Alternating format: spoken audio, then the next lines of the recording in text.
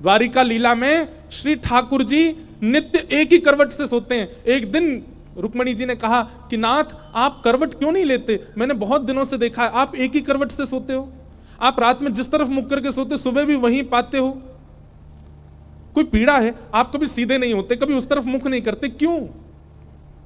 ठाकुर जी कहते हैं रुक्मणी उस तरफ वृंदावन है, द्वारिका से 1500 किलोमीटर दूर है वृंदावन आज की डेट में, और जिस द्वारिका में ठाकुर जी रहते थे वो तो समुद्र में थी, और 2000 किलोमीटर मान लो। ठाकुर जी उस दिशा में चलते नहीं है, उस दिशा की ओर खड़े नहीं होते ज्यादा देर तक जिस दिशा में वृंदावन है। कितना विरह, कितनी याद आती है ठाकुर जी को वृंदावन की। द्वारिका में उन सब दिशाओं में पर्दे पड़े हैं जिन दिशा में वृंदावन है। ठाकुर जी नहीं जाते, सह लेते हैं। आज सुबह सुबह ठाकुर जी यशोदा मैया से ही पहले उठ गए और उठ के स्वयं ही स्नान कर लिया। क्यों?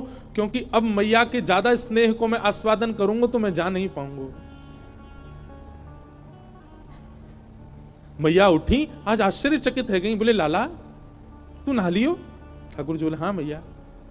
तने अपने आप श्रृंगार कियो? अपनो श्रृंगार नहीं किया, ठाकुर जी ने केवल एक तिलक धारण किया है, एक माला पहनी है बस, और आज ज्यादा विशिष्ट श्रृंगार में नहीं है। बोले मैया मैं जल्दी जल्दी मथुरा जाऊंगा तो फिर जल्दी जल्दी आऊंगा ना, या हमारे मोह लगी, तू तो सो रही है तो सोंदा हूं, मैं जल्दी नहा लियो मैया। यशोदा मैया थोड़ी सी विचलित तो हुई आज तक ऐसा नहीं हुआ था। ठाकुर जी ने मन में विचार किया, अक्रूर जी से जाके कहा अभी ब्रह्म मुहूर्त है, सुबह की बेला है, सब ब्रजवासी अभी सो रहे होंगे, मैया यशोदा नंद बाबा उठ जाएं, केवल इनको प्रणाम करके हम चलें मथुरा की ओर। अक्रूर जी महाराज बोले जी भगवान। जैसे ही जाकर के द्वार खोला ठाकुर जी ने, असंख्य गोपियां, असंख्य ग्वाल, सब ब्रजवासी, गैया सब खड़े हैं वहीं पर, और द्वार खुलते ही किसी के मुख से स्वर नहीं निकल रहा पर नेत्रों से आंसू गिर रहे हैं।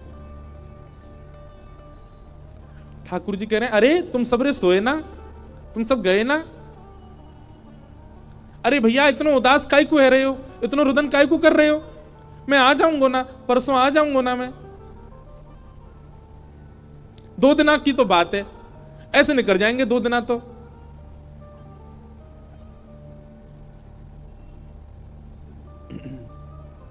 देखे बिन कान्हा जब मन नाही माना, इन आंखों से आज हमने ब्रह्म पहचाना, कृष्ण चरण कमलों में मन को लगाना, इन गोपियों का ताना ये उल्हाना, दर्शन का बहाना है।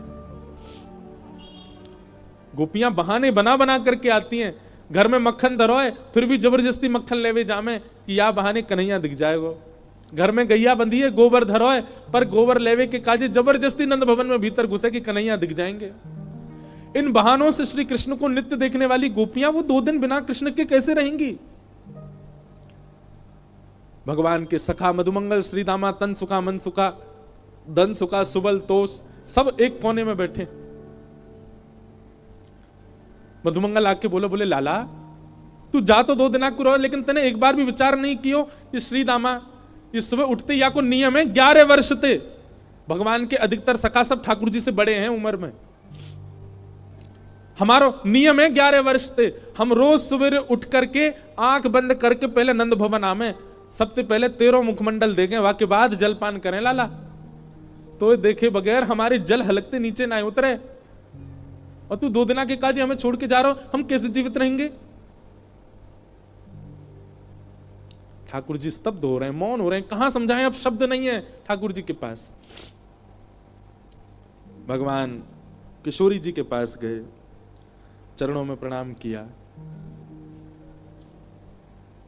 राधे राधे। ये स्तुति ठाकुर जी ने ही गाई है, आज भी बरसाने में गाते हैं सब, ठाकुर जी गा रहे हैं राधे राधे करुणामयी कृष्ण प्यारी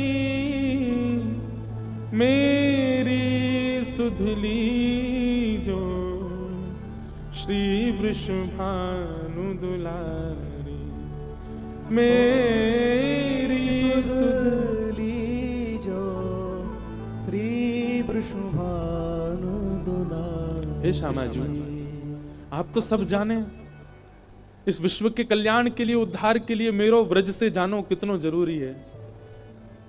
आप तो सब जाने श्यामा जी, मुझको आज्ञा दो।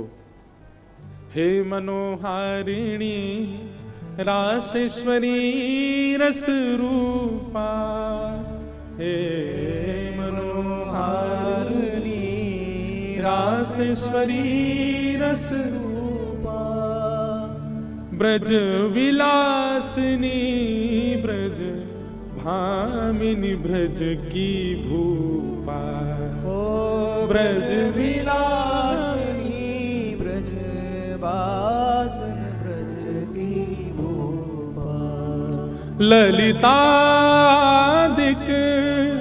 सहचरी सर्वज्ञ स्वरूपा, ललितादिक सहचरी सर्वज्ञ स्वरूपा, मेरी सुधली जो श्री वृषभानु दुलारी। ओ मेरी सुधली जो श्री वृषभानु दुलारी। हे श्यामा जी, बस आगे की यात्रा में आप मुंह पे दृष्टि रखी हो। ठाकुर जी बिना नेत्र मिलाए चर्चा कर रहे हैं। किशोरी जी कह रही हैं, श्याम सुंदर या को उत्तर मुंह कहां देना चाहिए, आप ही बता के जाओ। ठाकुर जी बोले क्यों? बोले प्रेमी यदि जा रहे हो है तो दूसरों प्रेमी वाकु रोके नहीं, तो फिर प्रेम काय बात को? प्रेमी जा रहा है तो प्रेमी तो वाकु रोकेगो, लेकिन आप शुभ कार्य के लिए जा रहे हो, मानव कल्याण के लिए जा रहे हो, और शुभ कार्य में यदि कोई जा रहा हो तो उसको टोकना नहीं चाहिए। आप जा रहे हैं विश्व के कल्याण के लिए, मैं आपको रोकूं कैसे, मैं टोकूं कैसे? और मेरो प्रेमी जा रहा है और मैं रोकूं नहीं तो प्रेम कैसा? मुझे कहा करना चाहिए श्याम सुंदर, आप बता के जाओ। आपको आज्ञा दे दूं तो फिर मैं प्रेमी कैसी, जो अपने प्रेमी को दूर जावे की आज्ञा दे रही हूं? मैं टोक दूं, रोक दूं तो शुभ कार्य में टोक लग जाएगी। और मैं कछू ना कहूं तो प्रेमी जा रहा और मैं कछू ना कहूं तो फिर प्रेम कैसा? मैं कहां कहूं, मुझे कहां उत्तर देना चाहिए? हे श्याम सुंदर बता के जाओ। ठाकुर जी कुछ नहीं बोले, बस चरणों की ओर देखते रहे किशोरी जी की, और रथ में विराजमान हो गए।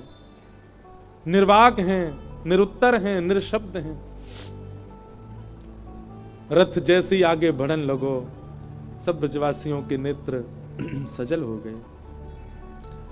नेक दूर गयो, यहां अक्रूर जी ने इतनी देर में यशोदा मैया को सब सच बता दिया था। मैया जे तुम्हारो लाला ना है, जे देवकी को लाला है।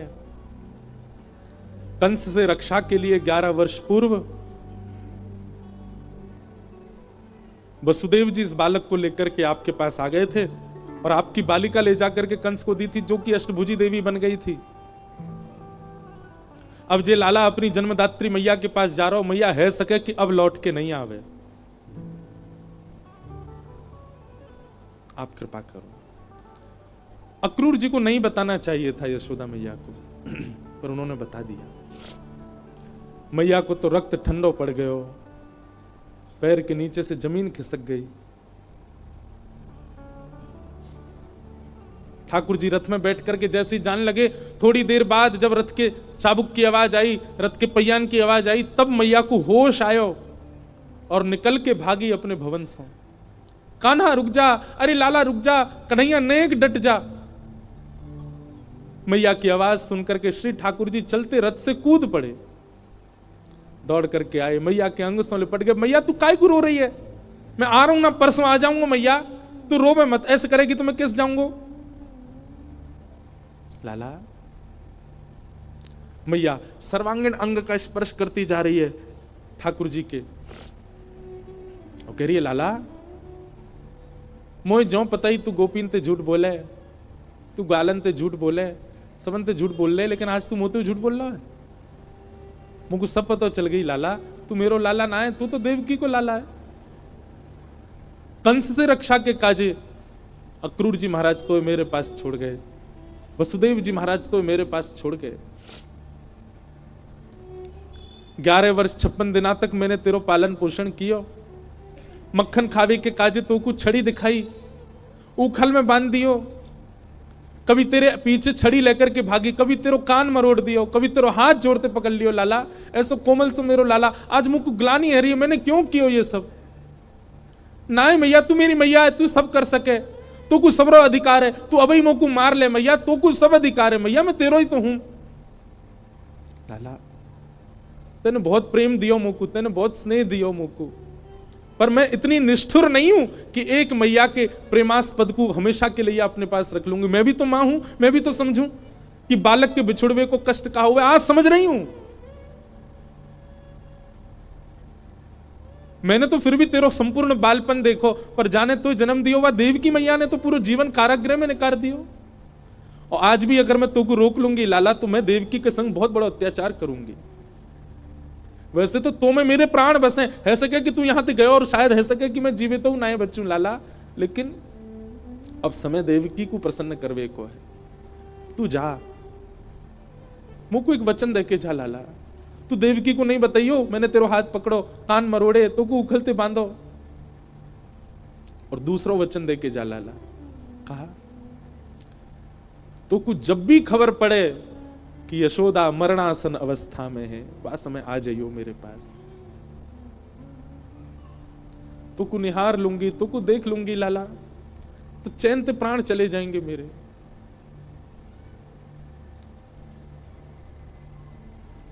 ठाकुर जी लिपट गए यशोदा मैया से, सब खड़े रो रहे हैं, अक्रूर जी तक रुदन कर रहे हैं जो ठाकुर जी को लेने आए। ठाकुर जी बोले मैया तू ब्रजवासी ने मत बताइयो ये बात, ये सब प्राण त्याग देंगे अपने, इन्हें तू यहीं रहने दियो कि मैं परसों आ जाऊंगा। और मैया तू अपना ध्यान रखियो, मैं आ जाऊंगा जल्दी। चरणों में प्रणाम करके जैसे श्री कृष्ण मुड़े हैं रथ की ओर, यशोदा जी मूर्छित हो गए। ठाकुर जी ने गोद में भर लिया, सब ब्रजवासियों से कहा मैया को संभालो। सब ब्रजवासी संभालने लगे। बार बार ठाकुर जी मन में विचार करें मैं नहीं जाऊं, पर ब्रह्मांड दिखाई देवे, त्रिलोकी दिखाई देवे, द्वारिका दिखाई देवे, जीव उद्धार दिखाई देवे, हम मानवन को कल्याण दिखाई देवे, गीता को उपदेश दिखाई देवे, महाभारत को युद्ध दिखाई देवे, अर्जुन पर कृपा दिखाई देवे। इन सब के आगे ब्रज का प्रेम तोलने का विषय नहीं है, पर अगर ये प्रेम को त्याग नहीं कियो तो वो सब नहीं है पाएगा। कलयुग में सब लोग प्रेम जानने वाले समझने वाले नहीं हैं, सब स्वार्थ से मेरी भक्ति करेंगे। ऐसे स्वार्थियों के लिए भी मुझे कुछ ज्ञान तो देना पड़ेगा। बंधु हमारे ब्रज के ब्रजवासी पता है क्या कहते हैं? कन्हैया की हिम्मत नहीं कि ब्रज छोड़ के चले जाएं, तो मानव कल्याण जीव उद्धार की बात जब ब्रजवासियों को पता चली कि कन्हैया के जावेते जीव उद्धार होएगो, तो ब्रजवासी ने अपने अश्रु जल को संकल्प करके पूरे विश्व के कल्याण के लिए श्री कृष्ण रूपी हृदय को दान कर दियो। जैसे दान किया जाए अपनी बहुमूल्य वस्तु को, ऐसी ब्रजवासी ने अपने अश्रु जल को हाथ में लेकर के पूरे विश्व के कल्याण के लिए कि जाओ पूरा विश्व अपना कल्याण कर लो, इनकी वाणी सुन के, इनकी लीला सुन के, इनके वचन सुन करके सब लोग तृप्त है जाओ, वैकुंठ और स्वर्ग के गामी बन जाओ। वैसे तो हमारे प्राण बसे इनमें, पर इनके जावे से यदि सबको कल्याण है जाए तो हम सब इनको भेज नहीं रहे हैं, इनको दान कर रहे हैं आप सबन के उद्धार के लिए। ब्रजवासियों ने दान किया है श्री कृष्ण का विश्व को, नहीं तो कृष्ण हिल नहीं सकते वृंदावन से बिना ब्रजवासियों की इच्छा से।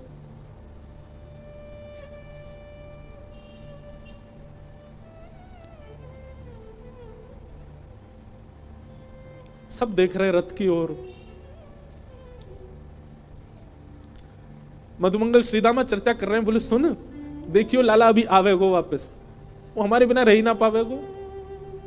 इतनो स्नेह इतनो प्रेम जो वाकू दे दियो, जा ही ना पावेगो।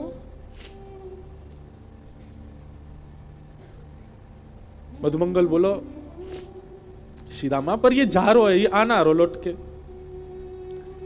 आज हमें लाला पे संशय है रो, हमें अपने प्रेम पे संशय है रो कि क्यों ना आ रो जी लौट के।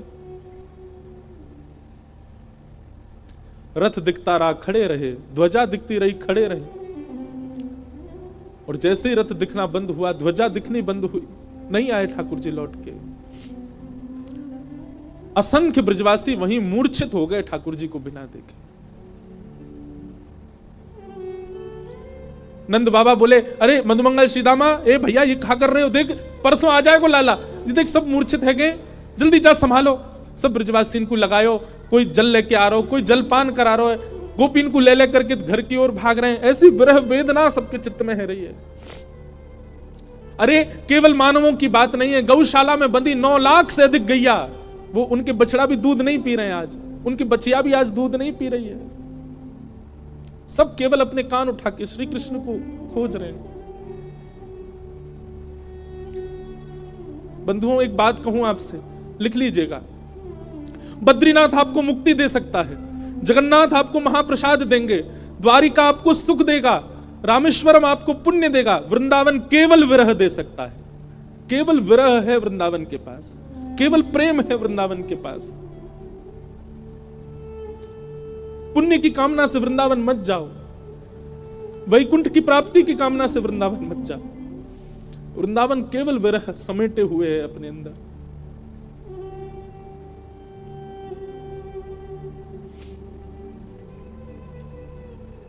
हमारे ब्रज में कहते हैं, वृंदावनम परित्यज्य पाद मेकम न गच्छति। श्री ठाकुर जी वृंदावन छोड़ के एक पग भी बाहर नहीं रखते। तन गया है ठाकुर जी का द्वारिका मथुरा, आत्मा तो आज भी वृंदावन में ही है, प्राण तो अभी भी वृंदावन में ही है श्री ठाकुर जी के। वो कभी नहीं जा सकते वृंदावन छोड़ करके। क्यों ब्रजवासियों के प्राण नहीं निकल गए कृष्ण विरह में? क्योंकि अब स्थूल रूप से भले ही कृष्ण नहीं दिख रहे हैं, सबके अंतस्थ में श्री कृष्ण बैठ गए हैं। गोपियां नेत्र बंद करके अपने अंतस्थ में ही अनुभव कर रही हैं। ऐसा लगता है कृष्ण छू रहे हैं, पर आंख खोल के देखती है तो है नहीं। ये अनुभव ब्रजवासियों को जीवित रखता है, प्रत्यक्ष में वो स्थिति नहीं है।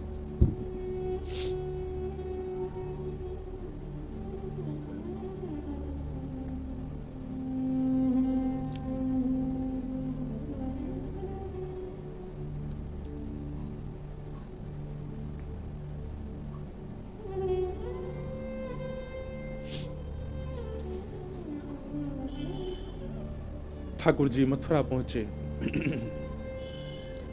मथुरा आकर के श्री ठाकुर जी ने कुबला पीड़ हाथी का वध किया। अब ठाकुर जी की लीला में आपको ऐश्वर्य ज्यादा दिखेगा, क्योंकि प्रेमी श्री कृष्ण तो वृंदावन ही रह गए। ऐसा भी कहूं कि ठाकुर जी का स्वभाव वृंदावन में रह गया, अब प्रभाव आगे आ रहा है। वो चंचलता, वो मधुरता, वो प्रियता, अब सब ठाकुर जी ने उसको गौड़ कर लिया। अब ठाकुर जी परब्रह्म की भांति लीला कर रहे हैं, मानो अपने परब्रह्मत्व पर ही ठाकुर जी को क्रोध आ रहा है कि मैं क्यों हूं जिसके कारण मुझे ब्रज छोड़ना पड़ा। कुबला पीड़ हाथी का वध कर दिया।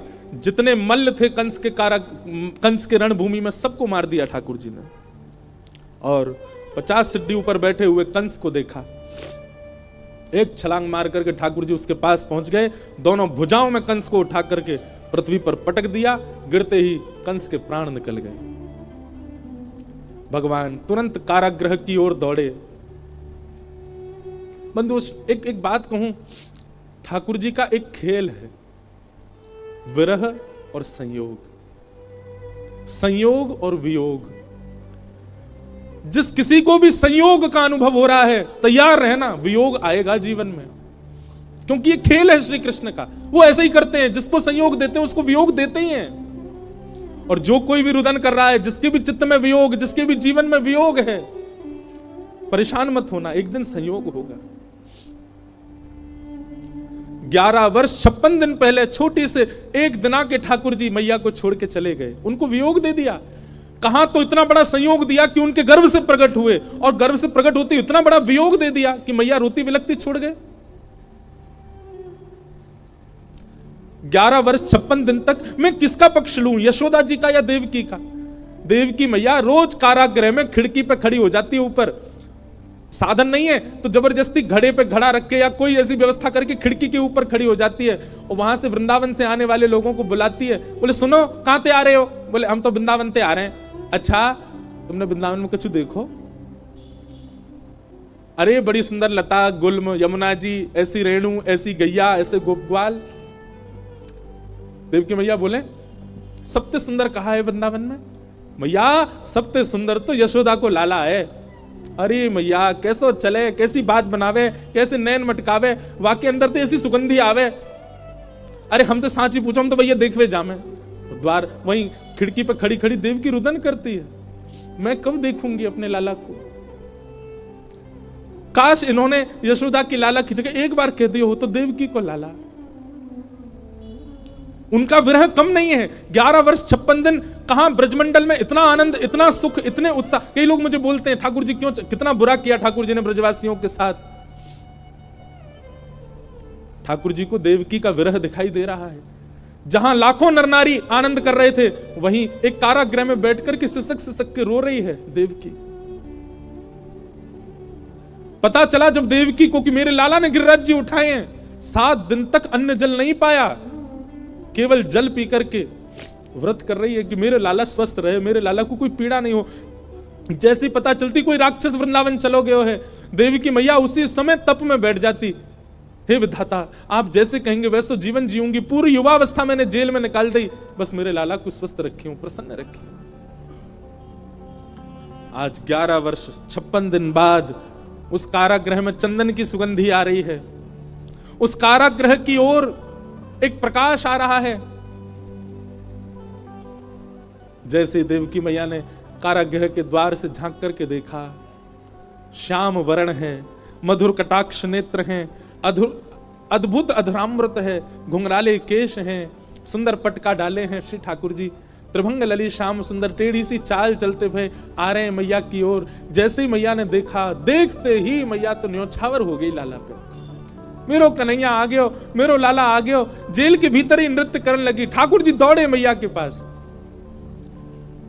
ताला खोल के भीतर प्रवेश किया, मैया ने अपने अंक में भर लिया। 2 बार मूर्छित हो गई देवकी ठाकुर जी को अंक में भर के। ठाकुर जी ने बहुत स्नेह किया। मैया ने लाला को हाथ पकड़ लिया और पकड़ करके बोली, लाला अब तू नहीं जाएगा मुझे छोड़ के, कहीं नहीं जाएगा, कभी नहीं जाएगा, वचन दे मुझको, नहीं तो प्राण त्याग दूंगी।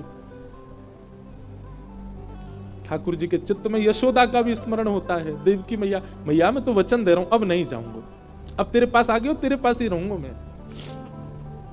श्री कृष्ण का विरह कौन सुनाता है? श्री कृष्ण का विरह कौन गाता है? उनकी वेदना कौन समझ पाता है?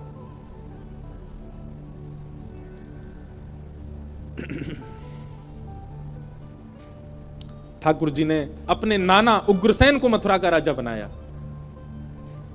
और माता पिता से आज्ञा मान करके बोले, पिताजी अब मैं अध्ययन की इच्छा है मेरे चित्त में, अब क्या आज्ञा हो तो मैं पढ़ने जाऊं। वसुदेव देवकी की आज्ञा से श्री ठाकुर जी सांदीपनी गुरुकुल अवंतिका उज्जैन पढ़ने के लिए गए और वहां सांदीपनी उपाध्याय के यहां श्री ठाकुर जी ने संपूर्ण शिक्षा ग्रहण की।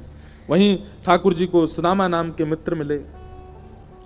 लौट करके भगवान आए, उद्धव जी महाराज को वृंदावन भेजा, गोपियों के साथ उद्धव जी का संवाद हुआ।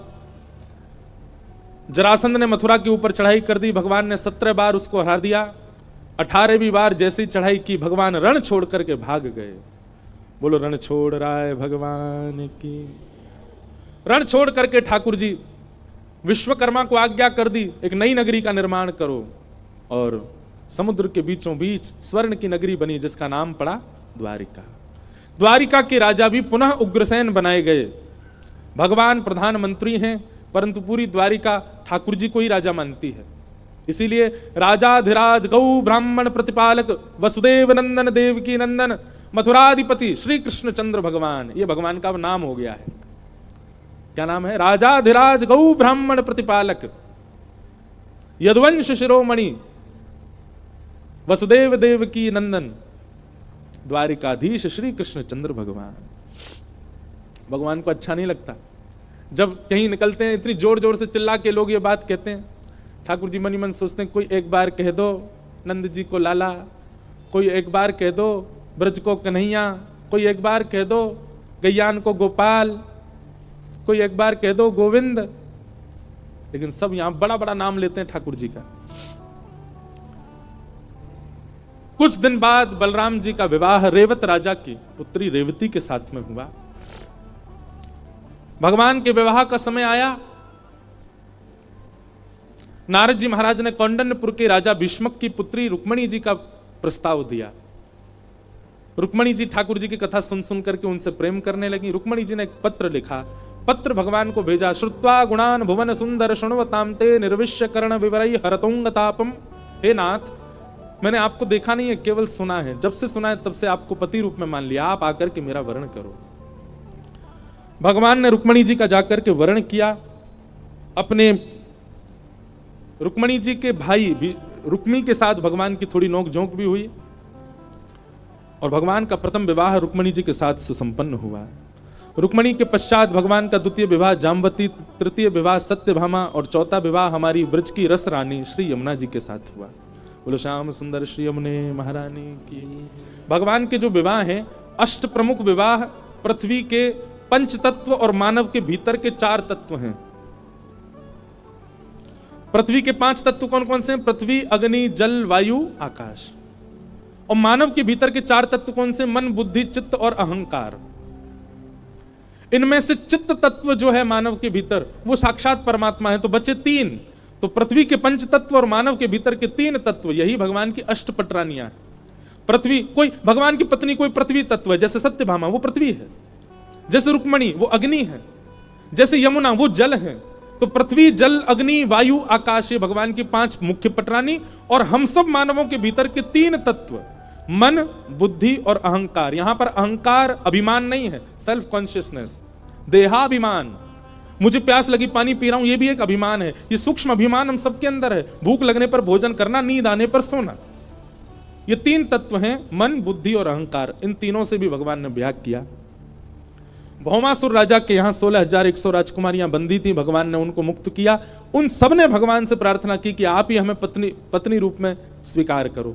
भगवान ने 16,100 राजकुमारियों के साथ विवाह किया। ये कौन है? ये वेद के मंत्र हैं, उपासना कांड के मंत्र हैं। 16,100 ठाकुर जी की उपासना के। ब्राह्मण देवता आपके घर अनुष्ठान करते हैं, आपके हाथ में पुष्प देकर के कहते हैं श्री ठाकुर जी का स्मरण करो। कस्तूरी तिलकम ललाट पटले वक्षस्थले कौस्तुभम नासाग्रे वरमुक्तिकं तरतले वेणुकणे कंकड़म सर्वांगे हरिचंदनम सुललितम कंठे च मुक्तावली गोपस्त्री परिवेष्टितो विजयते गोपाल चूड़ामणि। अब ये पुष्प ठाकुर जी को छोड़ दो। इस प्रकार 16,000 मंत्र भगवत उपासना के जो हैं वे ही भगवान की 16,100 पटरानियां। कितने ब्याह हो गए भगवान के? 16,108। भगवान सबके साथ अलग अलग भवन में एक साथ रहते हैं। नारद जी को भगवान ने गृहचर्या दिखाई, भगवान की नित्यचर्या का दर्शन किया।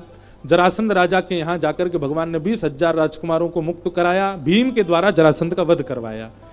पांडवों का राजसूय यज्ञ था, उसमें ठाकुर जी पहुंचे, वहां जाकर के शिशुपाल का वध किया।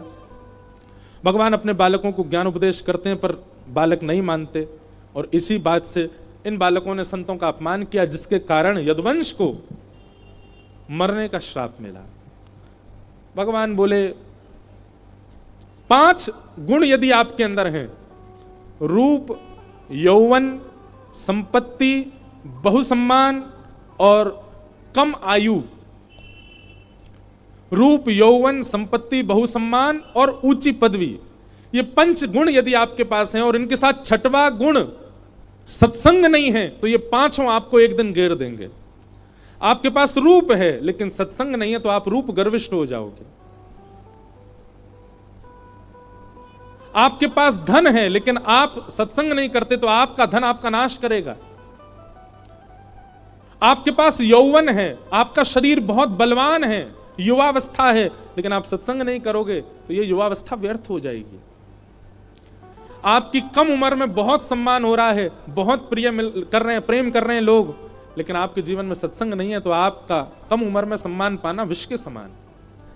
भगवान के पुत्रों के अंदर ये सारे गुण हैं, रूप भी है, यौवन भी है, संपत्ति भी, उम्र भी कम है, ऊंची पदवी भी मिल गई, सब कहते हैं भगवान के बच्चे आ गए, लेकिन सत्संग नहीं है जीवन में। भगवान ने ये बात हम सबको बताई, मेरे खुद के बालकों ने सत्संग नहीं किया और पूरे यदुवंश के नाश का कारण बन गए। भगवान के प्रिय मित्र श्री सुदामा जी का चरित्र सुनाया गया।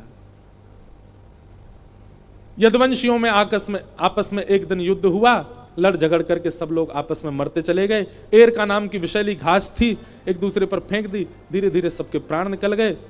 बलराम जी महाराज भगवान के आगे हाथ जोड़ते हैं, लाला अब मोए आज्ञा दो।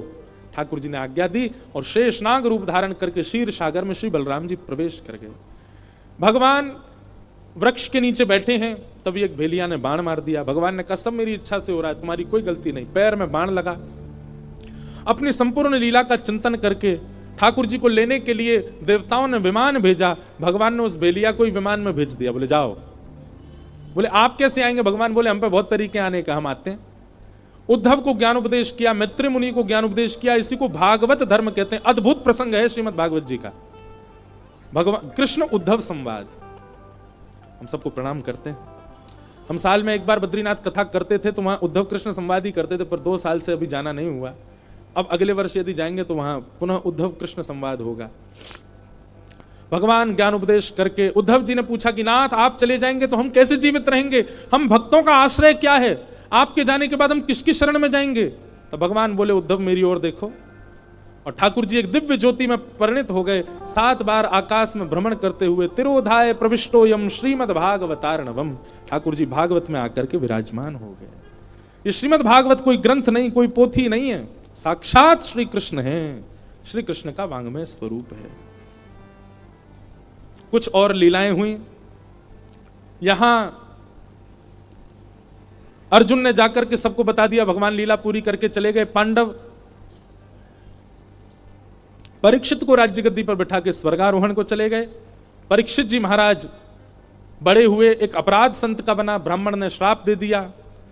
7 दिन तक उन्होंने शुकाचार्य जी से कथा सुनी। आज 7वां दिन है। सुखदेव जी महाराज कहते हैं परीक्षित तुमने 7 दिन तक कथा सुनी, आज कथा का विश्राम है। तक्षक सर्प आकर के तुमको डसेगा, बताओ तुम्हारे मन में क्या चल रहा है? श्री परीक्षित जी महाराज कहते हैं भगवान मृत्यु देह की होती है, आत्मा की नहीं होती।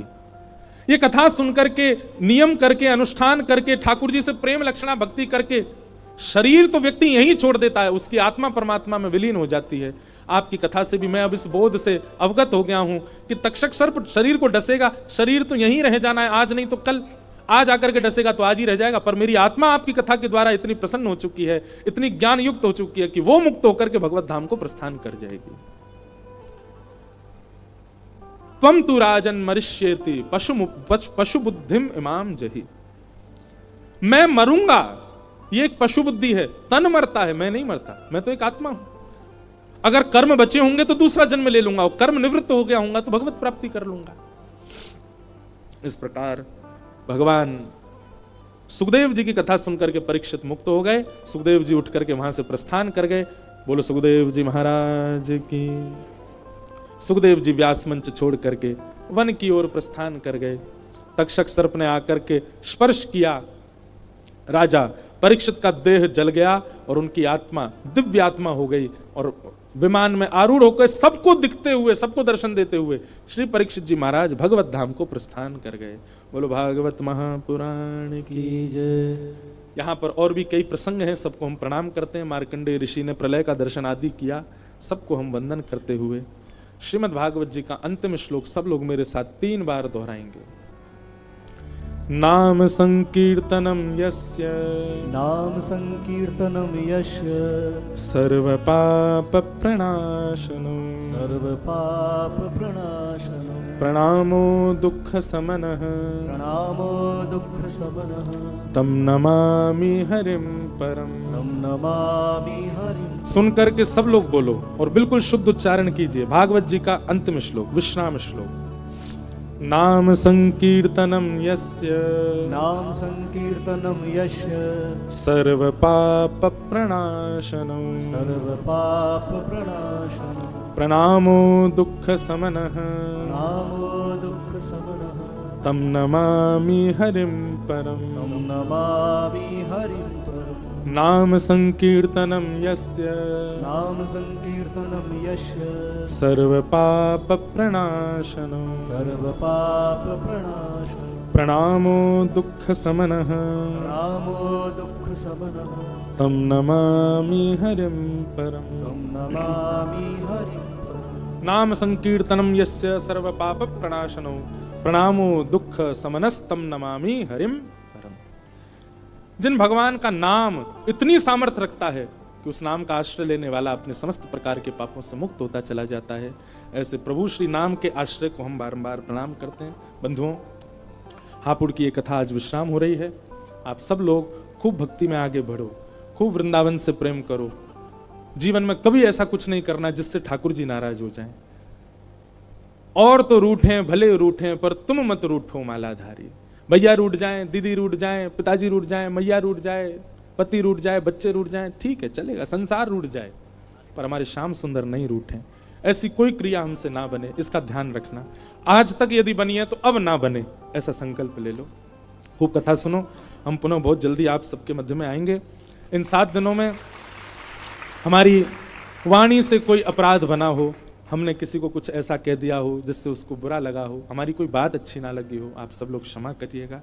हमारे पूज्य भगवत धाम वाले पूज्य बड़े महाराज जी, छोटे महाराज जी, बस यही प्रार्थना है गंगा मैया से, ऐसे ही महाराज जी हमको प्रेम करते रहें, बुलाते रहें, हम भी आते रहें। आप सब हापुड़ वासियों को जय श्री कृष्ण, जय सिया राम। जय श्री राम। एक भाव गा करके आज की कथा को विश्राम करते हैं। हो बाला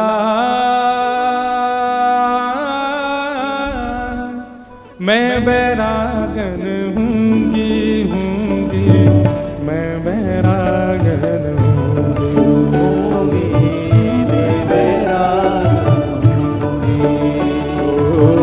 मैं बैरागन हूँगी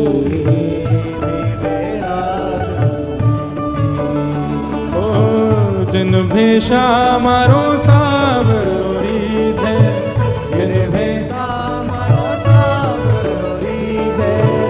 कुछ जलने की सी दुर्गंध क्यों आ रही है? जिन भेषा मारो सावरी है, जिन भेषा मेरो सावरी। अब जीवन कैसा करना है? हमारा जीवन ऐसा ही बनाना है जिससे ठाकुर जी रीझे।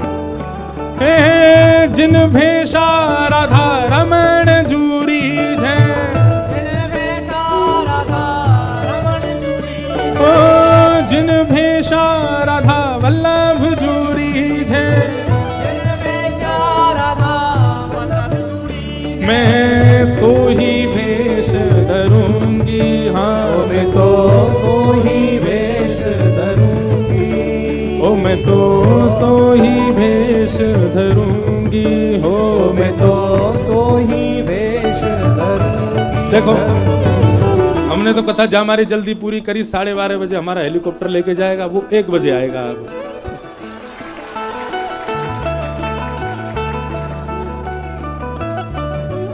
ओ बाला